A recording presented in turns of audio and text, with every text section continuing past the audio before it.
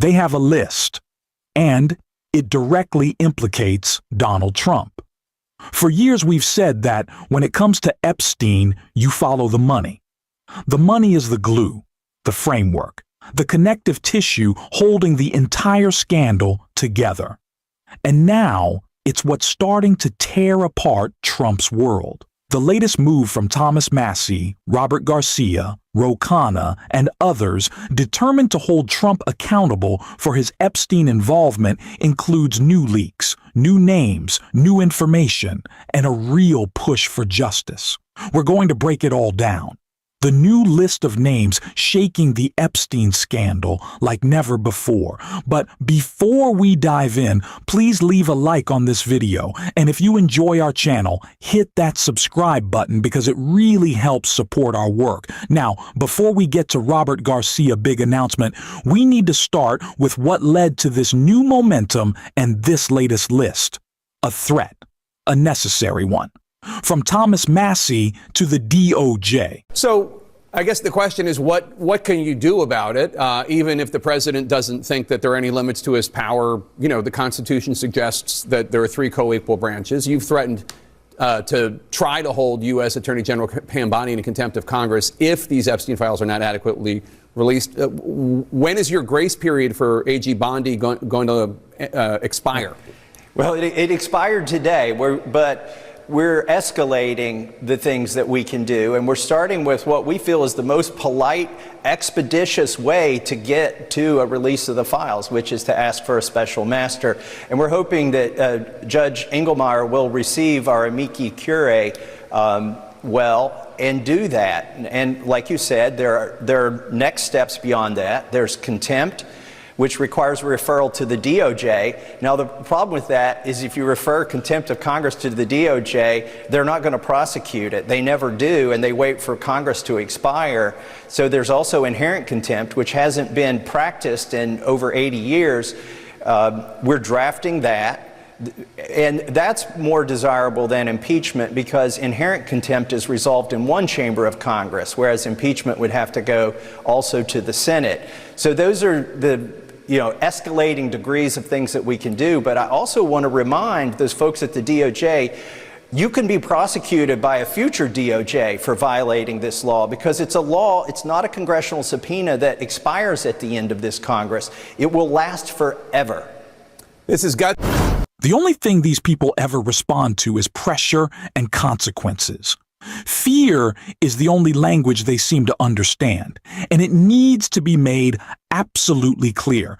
If you're helping Pam Bondi in any capacity, even something as small as pouring her a cup of coffee, you are participating in obstruction of justice, and you should be held accountable. I know some people will say, "You've said this before." And yes, I'll keep repeating it, because if even one Democrat listens, it's worth it. I am exhausted with playing nice, protecting norms, and pretending those norms matter more than accountability. Those very norms are what corrupt people in power hide behind to escape consequences. It's time to prioritize real accountability, and that's exactly what Robert Garcia has been focused on. Before releasing his new list, he also gave an important update about what's actually happening at Mar-a-Lago, the same place Trump claimed Epstein was banned from. The truth is very different, and Robert Garcia laid it out clearly. Obviously, over Christmas, the Justice Department failed to release the full Epstein file that people were waiting for. They seem to be in particular protecting Donald Trump and his friends. What can you do as ranking member of the Oversight Committee to get these files out to the American people that, Thomas Massie and others have been fighting so hard to, see the light of day? Look, I think first, Tom Massie and Ro Khanna have been real heroes in helping us move this forward. And Ro Khanna, of course, is a member of the Oversight Committee, which we're really proud of. Right now, there's a lot of efforts that are happening all at once. There's a legal effort in the courts. We're also moving, of course, to looking at ways of holding Pam Bondi herself accountable for her not getting the files released. They are grossly right now violating the law by not getting all this off to the Congress. The Senate has taken actions. Pam Bondi's going to be coming in front of some committees next month, I believe. And so there's a lot happening. And we're actually right now taking testimony in from survivors, some other people involved. So our work on the Epstein case is just starting and moving forward. And Donald Trump thinks it's over. He doesn't really understand the breadth of what we're doing here. There's so much new information about Mar-a-Lago, what their role was in the trafficking of girls. There's so much happening. And so all that will come out, the truth will come out, and we're just working hard to make sure that people understand that we want justice for the survivors.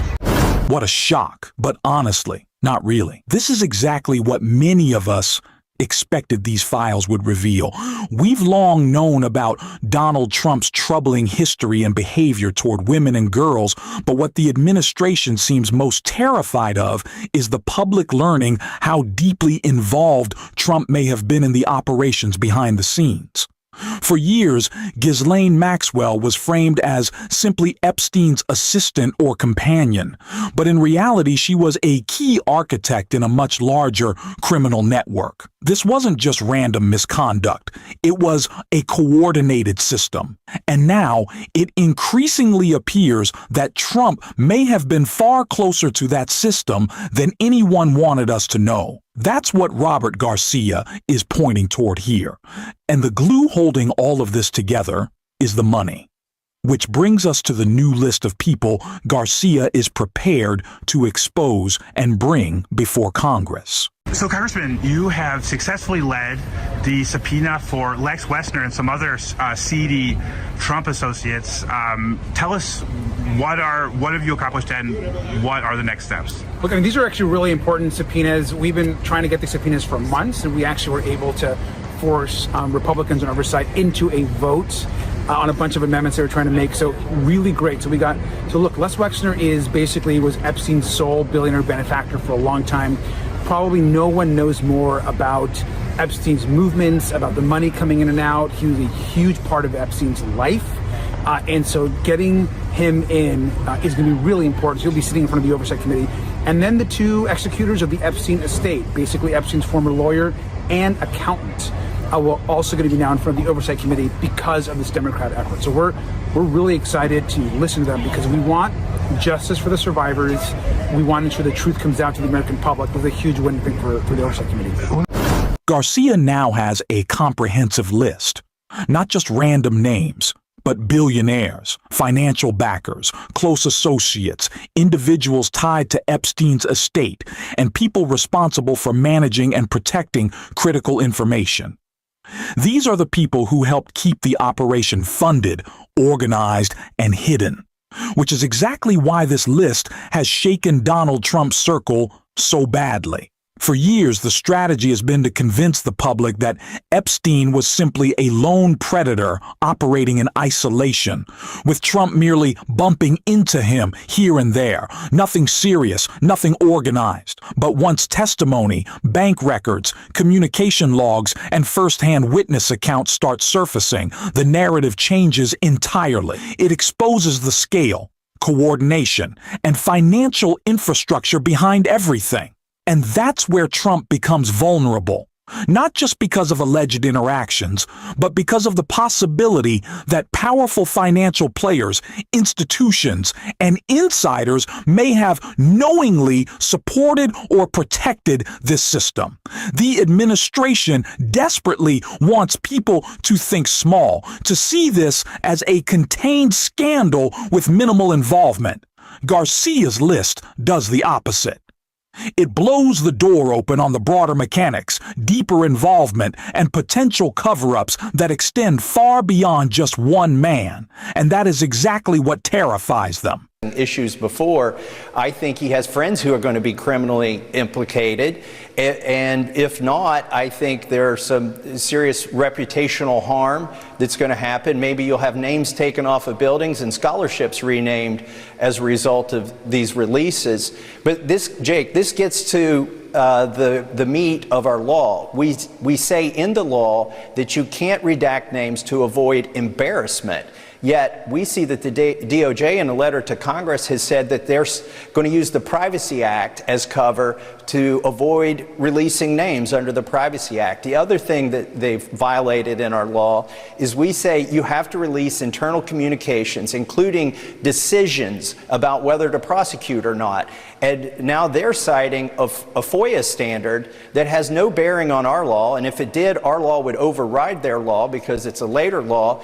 They're citing FOIA standards that allows the government to keep internal deliberations secret. But the president signed this bill. They have to release this information. And that's why we're asking for a special master. So I want to protect my friends. You're going to hurt my buddies. That was Donald Trump's reaction to Marjorie Taylor Greene. And honestly, that alone tells you everything you need to know, doesn't it? It shows exactly what he's afraid of.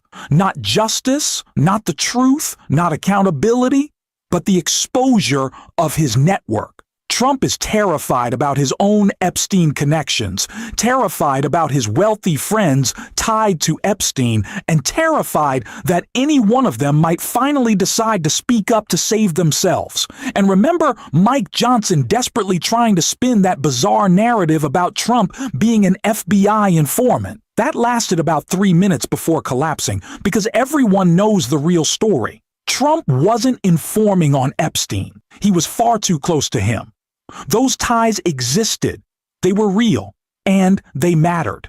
And we are going to keep talking about it, keep exposing it, and keep calling it out every single day on this show. If you want to support that, make sure you hit that subscribe button, leave a like on this video, and if you stayed with us all the way to the end, drop a blue heart in the comments. And until next time, I will see you soon.